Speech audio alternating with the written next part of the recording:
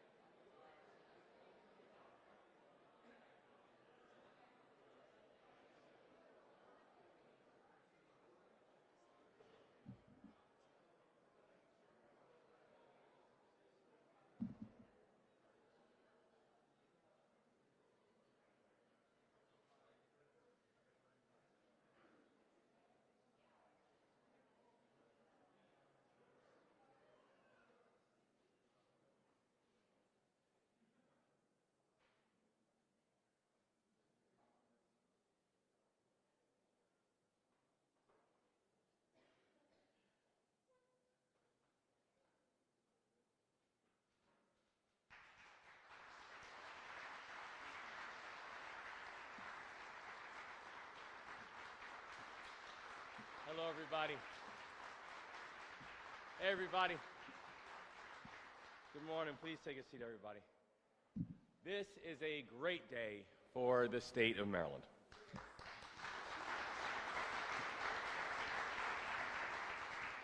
But it's not lost on me, and I know it's not lost on anybody here, that today's triumph was born out of tragedy. That just shy of 1 year ago, on March 26th, I got a call in the middle of the night, and I learned that the dolly had slammed into the Key Bridge and brought it down. In response to this horrible tragedy, that first morning, we laid out 4 key objectives. The first, we would locate all of the victims and provide comfort and closure to their families.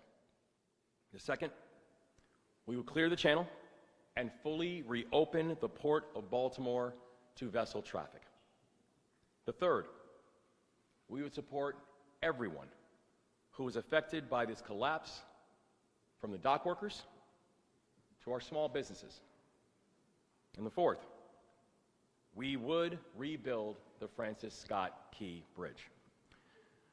We tackled the first 3 directives faster than anyone anticipated.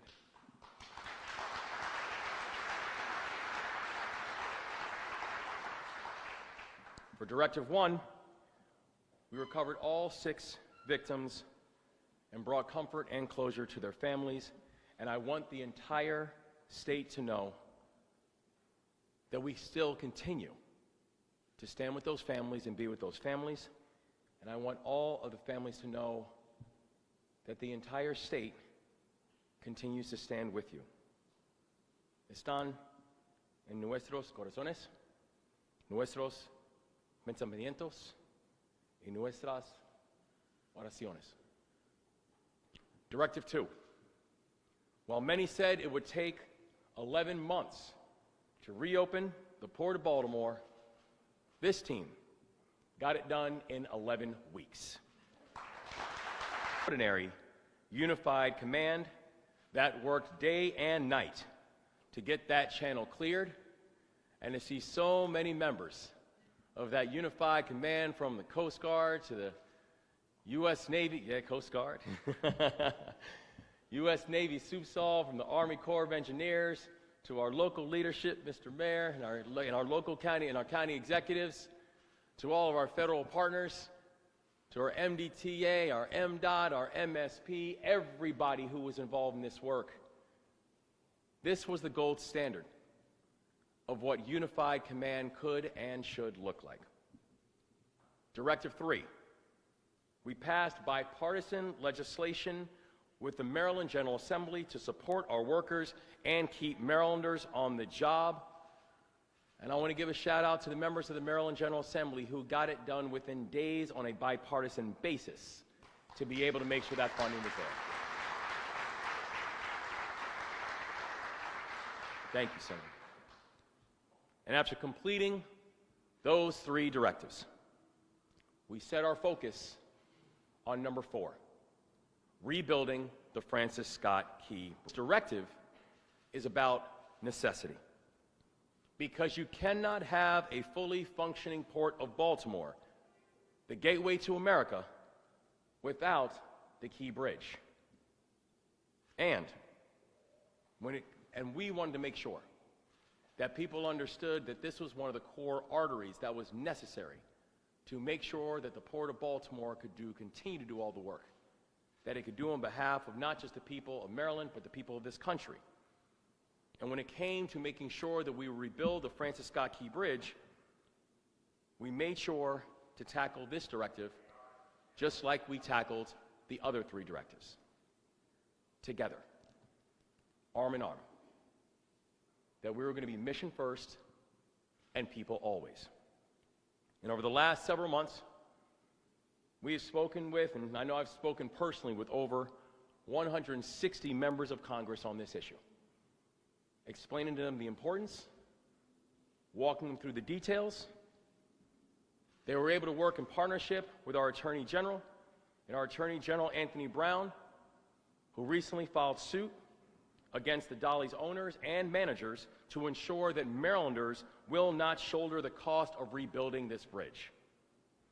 That a broad bipartisan coalition assembled in both chambers to get the necessary support from leadership to assist with the financing of the key bridge had to move, and it had to move expeditiously. And the people of Maryland are grateful that Congress has stepped up strongly in helping to support this effort. And we would not be here if it were not for some of the best partners that I could ever ask for. Partners like our Lieutenant Governor, Aruna Miller.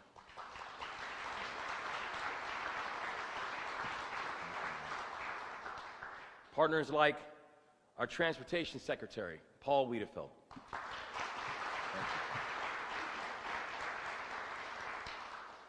Partners like our extraordinary federal delegation. I know we have one of them here, the remarkable new Congresswoman Sarah Elfreth, and it's so happy to have you here. Thank you for all your leadership. And I know there's a few members who I also want to give a special personal shout out to include Congressman Nfume. I know this is his district, and I know he wanted to be here, but he's called down to Washington.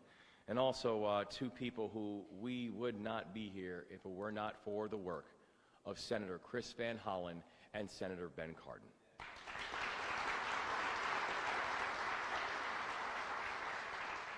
It took a big team to get to this moment.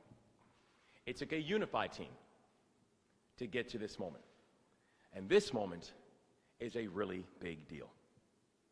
And now, we are grateful to unveil the design for the new Francis Scott Key Bridge.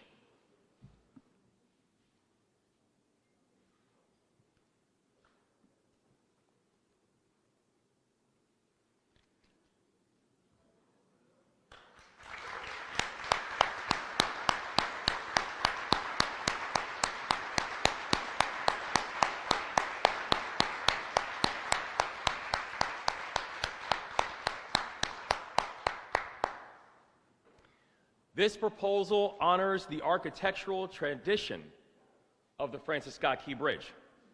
The original bridge was built using the most advanced industry standard and best materials available at the time.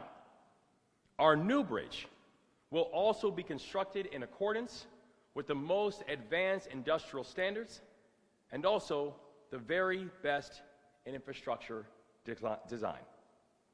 We are going to use the best materials available, and we are going to employ many Marylanders to get it done.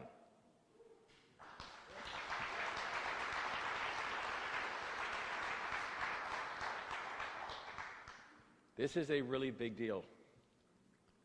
And this is a moment that I know for so many of us, we've been waiting a long time for today. And the people in this room and the people who this room represents, we're here because of you. We're here because you never stopped pushing. We're here because you never stopped believing that we would look up and one day Scott Key Bridge.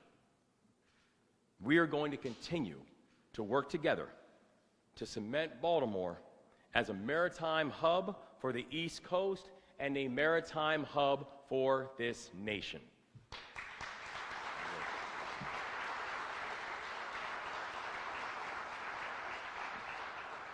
And this year, our administration has proposed new funding for a transformative project at Tray Point Atlantic. It is going to increase the Port of Baltimore's container capacity by 70%. It will create more than 8,000 jobs, and it will generate more than $1 billion in private investments.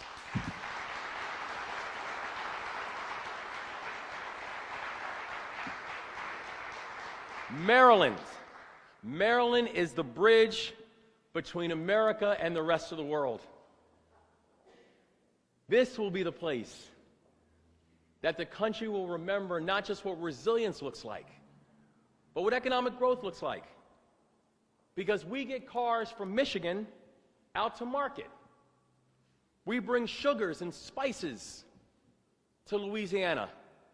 We haul farm equipment from the East Coast deep into the farmland. Commerce and trade are the bedrock of our state, and we will continue to make investments that honor our tradition. So we still have work to do, but this is an incredibly important step forward. And I know that the people with us today will gather, and will gather soon, to celebrate the reopening of the Francis Scott Key Bridge. May God continue to watch over the victims of the collapse.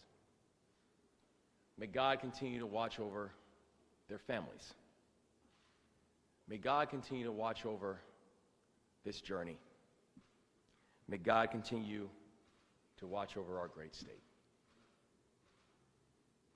Today, your hard work paid off. Congratulations, Maryland.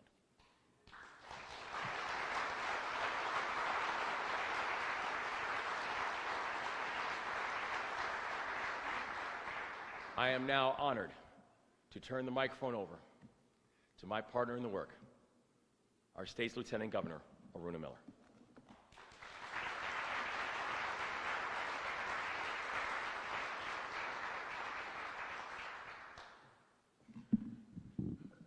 Governor, thank you so much, and thank you for your unwavering leadership in one of Maryland's worst maritime disasters.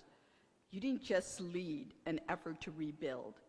You made sure Maryland stood strong, turning loss into momentum and uncertainty into resolve. On behalf of the people of Maryland, thank you, Governor Moore.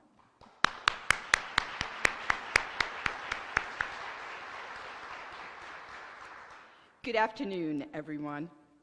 What happened on March 26, 2024, tested us in ways we could have never imagined. But what happened next was nothing short of inspiration and inspiring, because Maryland did what Maryland does best. We met the moment.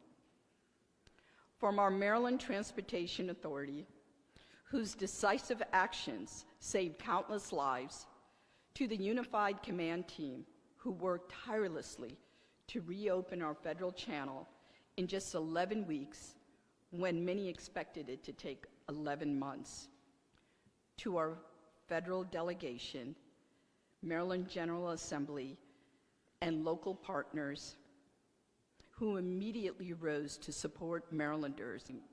You never, ever took the eye off the ball. Your steadfast expertise have not just made this moment possible, but you met it head on. In less than a year after the unimaginable tragedy, we stand here today, united, stronger than ever before, ready to rebuild, ready to show the nation what Maryland is made of. Pre-construction is already underway on both land and water, with demolition set to begin this spring. And soon, Maryland's first cable-stayed bridge will rise, not just replacing what we lost, but revealing what we have found: strength and unity in our state. As a transportation engineer, I spent my career designing and building infrastructure. But here's the truth. A road is never just a road. A bridge is never just a bridge. Transportation is a force of freedom, connecting people to opportunities, communities to one another, and businesses to the economy. And freedom and resilience go hand in hand.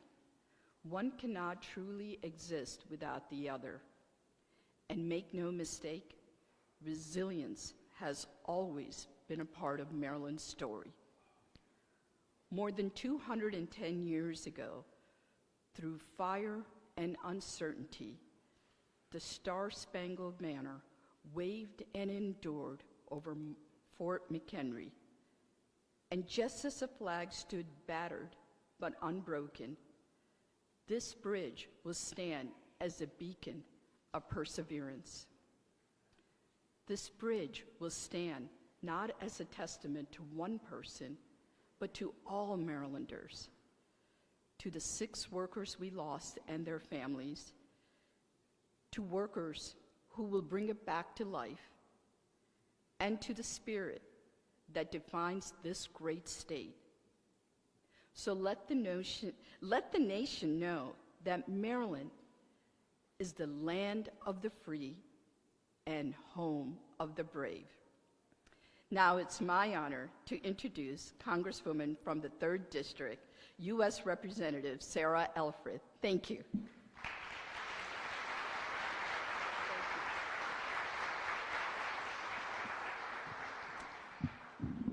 Thank you so much, Madam Lieutenant Governor. It's a privilege to be with all of you today. Thank you to the governor and his administration. You've kept your eye on the ball every single day since this tragedy occurred, and Marylanders know that. I'm here today on behalf of the entire Maryland Congressional delegation, a number of whom are busy voting in D.C. right now. Senator Van Hollen, Senator Also Brooks, Congressman Mfume, of course, whose district we are sitting in, Congressman Olszewski, whose district was majorly impacted by this tragedy, and I am proud to represent Anne Arundel and Howard counties that were equally impacted by the transportation deficit that we've experienced. I'm so glad the governor highlighted the 6 lives that were lost and their families. Let's continue opening to uplift those families and make when Republicans and Democrats could come together and do big things. It was only 2 months ago, actually, when led by the governor and quarterbacked by Senator Cardin, Senator Van Hollen, Congressman Mfume, Congressman Andy Harris, Chairman of the Appropriations Committee Tom Cole, came together recognizing, as the governor said, this is not just a Baltimore asset and Baltimore problem. This is a regional asset. This is a national asset that deserves the investment of the U.S. Congress. And Governor, I think I mentioned when I went up to introduce myself to Chairman Cole, who's a Republican, on the floor 2 weeks ago, and to thank him for his tireless advocacy for this bridge in his committee, he said, "Oh, it was all your governor." So know that you have many fans, not just in the Maryland delegation in Congress, because they recognize your fierce advocacy for this project. And I'll just close by saying, let this bridge be a beacon of what is possible, what can be accomplished through teamwork, through bipartisanship, and through the optimism of what can happen when we work together. Thank you very much for leading this effort. I'm proud to next introduce my fellow Towson University Tiger, Secretary of MDOT, Paul Wiedefeld.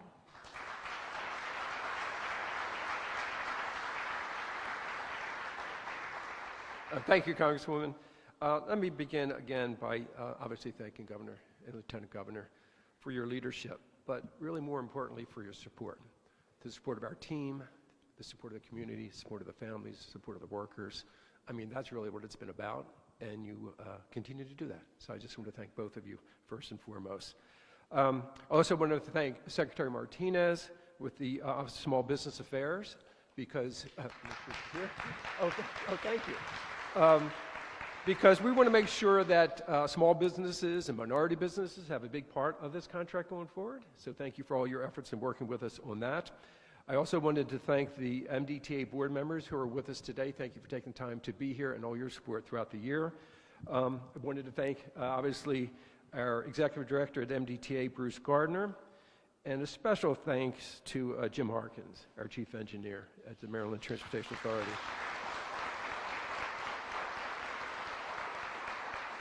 As you know, Governor, he was our point person on Unified Command. At the same time, he was working behind the scenes on doing this. So a fantastic job. And obviously, Director Daniels at the port and everything that he's done as well. So this obviously is a significant milestone on our path to make Baltimore region and the vital Northeast Corridor whole again. The port is an economic driver for all of Maryland and the nation, and the former bridge had a big role in the port. This bridge will also serve as a gateway to Baltimore City, The crossing will once again connect communities and people to opportunities. This bridge design is optimized to meet the needs of the region, both for today and for generations to come. While this is a beautiful bridge, it will also be a working bridge for a working city. I look forward to putting Baltimore's mark on this bridge by working with the communities on aesthetic designs such as lighting, still girder color, and planned artwork for the bridge.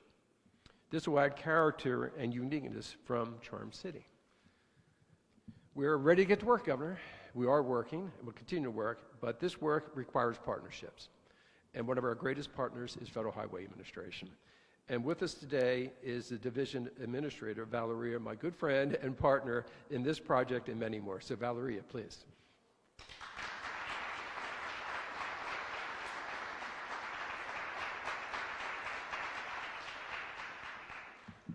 Thank you, Secretary Weatherford. What a glorious day today.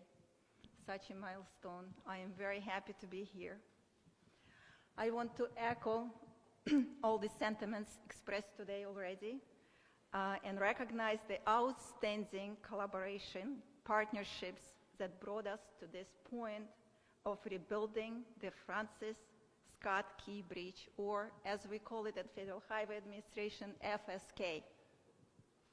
Near 11 months ago, Baltimore, Maryland, and the entire nation were shocked by the collapse of the FSK bridge. When I learned of the collapse, I immediately thought about people who were on the bridge. My heart goes out to the families of 6 construction workers who perished that day. Their absence is deeply felt, and their families' lives will never be the same. The heroic actions of Maryland Transportation Authority officers who swiftly respond by closing the bridge approaches and communicating the emergency undoubtedly saved many lives.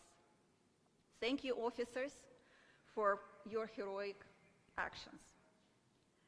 Following this catastrophic event, Federal Highway Administration mobilized immediately, working across multiple offices and in close coordinations with local, state, and federal partners.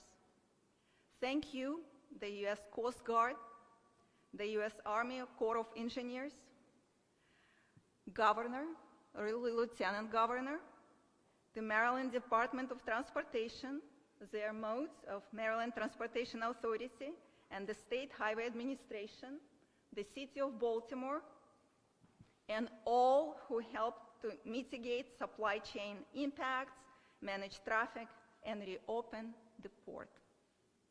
I would be remiss not to include our key federal environmental agencies we continue to work with, such as U.S. Fish and Wildlife Services, the National Oceanic and Atmospheric Administration, the Advisory Council on Historic Preservation, and the Environmental Protection Agency.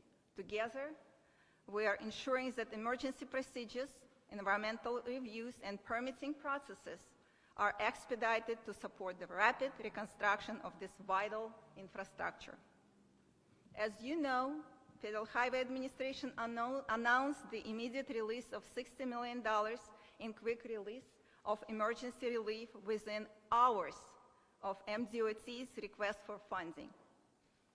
This funding served as initial down payment, and thanks to Maryland Congressional delegation, the bridge reconstruction will be fully federally funded, ensuring people of Maryland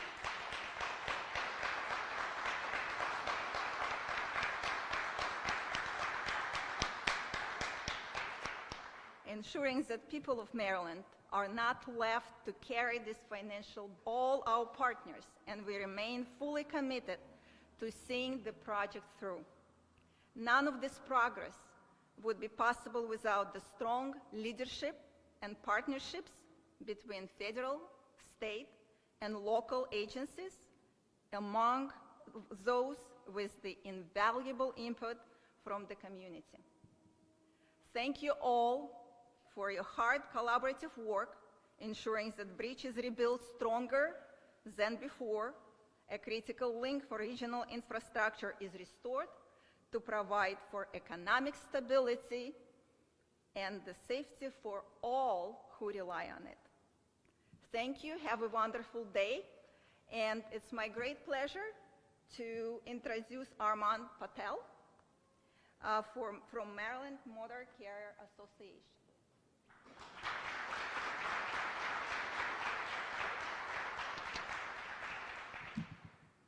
Good morning, everyone. On behalf of my organization, the Maryland Motor Truck Association, we're very, very pleased and excited to be here at this event.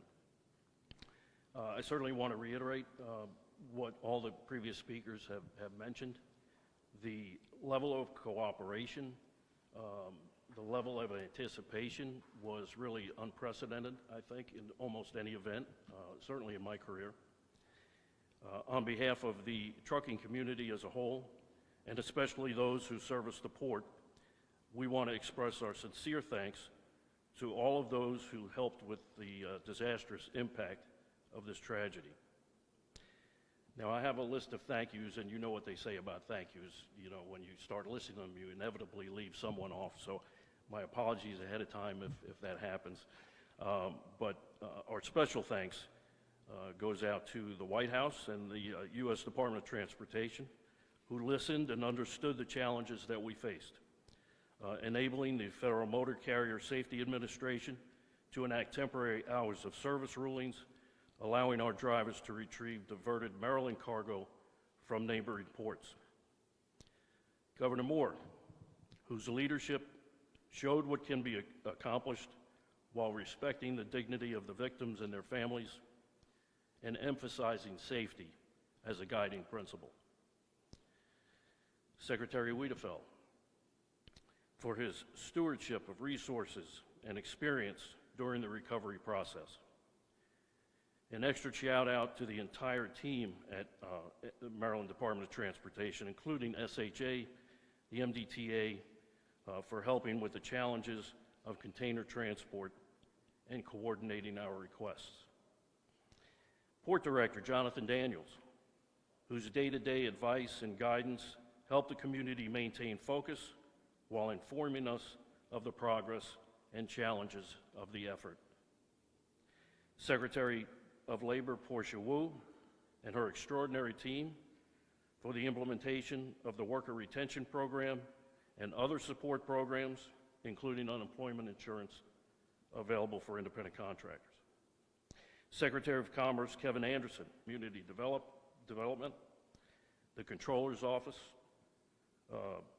Baltimore County, the City of Baltimore, and also our neighboring states of Virginia, Pennsylvania, and Delaware. For our organization, it was never really a matter of how much a new bridge would cost. We're pleased that it's going to be backed by the federal government, but for us it was really a matter of how much would it cost not to rebuild it. The intermodal group from our association suffered a disproportional impact from this tragedy, but the impacts are felt through today and will be felt until the new bridge is reopened. A study was recently released within the last few weeks by the University of Maryland and Morgan State University that estimates the collapse of the Francis Scott Key Bridge will increase the trucking industry's operating costs by $92.8 million in 2025, and each year thereafter until a new bridge is opened in 2028. That totals almost $450 million of additional expense, and that's if we remain on schedule, so we're holding you to it. That said, we are confident that there is a team in place to deliver a new bridge safely, on time, and within budget. Thank you again, everybody. At this time, I'd like to bring the governor back up to the podium for any questions.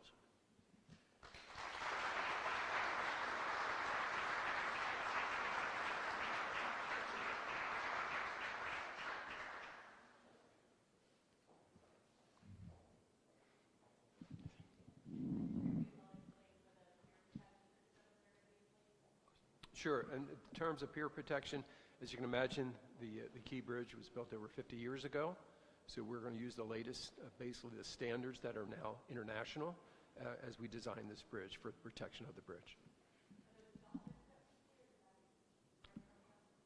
I'm sorry. Well, they're still doing final design. Most likely not dolphins, but it's still in the preliminary design stage for that.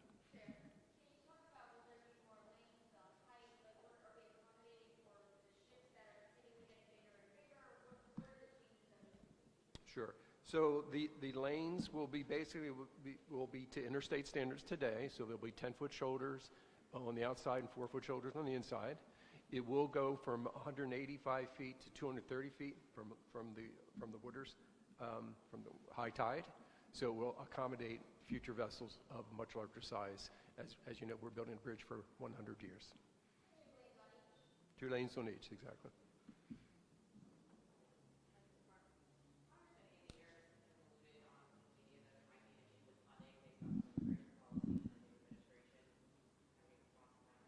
My response is we were able to get here by being able to work together.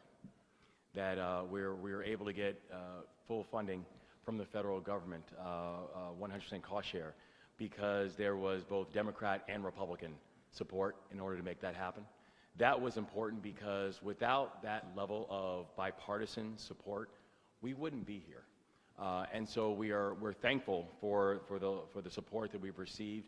You know, Congresswoman Elfreth mentioned, you know, people like Chair Cole and Chair Womack, Republicans who believe that this project is necessary and required, and we're thankful and we expect the continued bipartisan support in order to complete the project.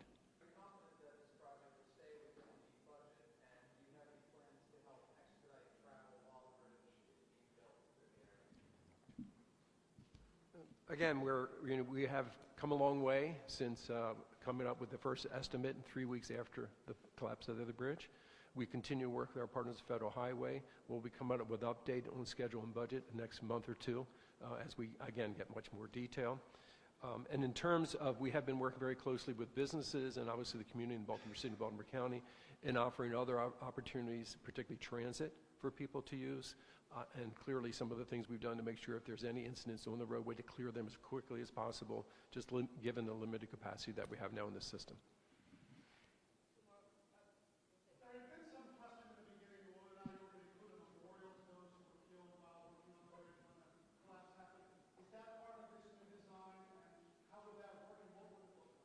We know that once the bridge is complete, the memory of those who we lost on March 26th, their memory will not be forgotten. And so we will make sure, and we'll continue to make sure as we're going forward, that the memory of those that we lost will be remembered and preserved.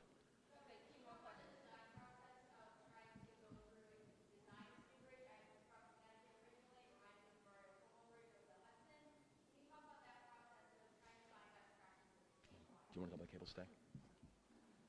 We have a international team working on it, to be frank, to help us with that. We have a very strong team, as I mentioned, with Jim here as our chief engineer. So we're basically taking the best of the best that we can find, but we're also very focused on the time to redo this bridge. You just heard from the Trucking Association, the impacts that has, and anyone that travels in this area knows that every day. And then in terms of keeping the costs, both today's costs and future costs, at a minimum as we can.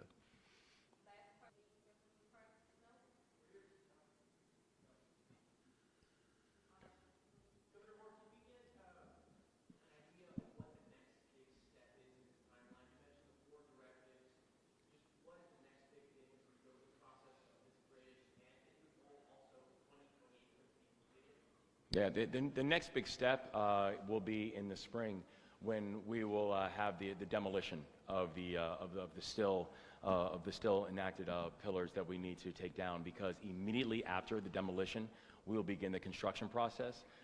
The beauty of today is that while today is the announcement about the cable stay, and again the first cable stay bridge that we have in the state of Maryland, there has been work that's been already happening, whether it is soil sampling, whether it is work that's happening both in the water and also on land. So that work will continue, but the next big event the next big thing that we'll see will be the demolition of the pillars that are still enacted, because the construction will begin immediately after that.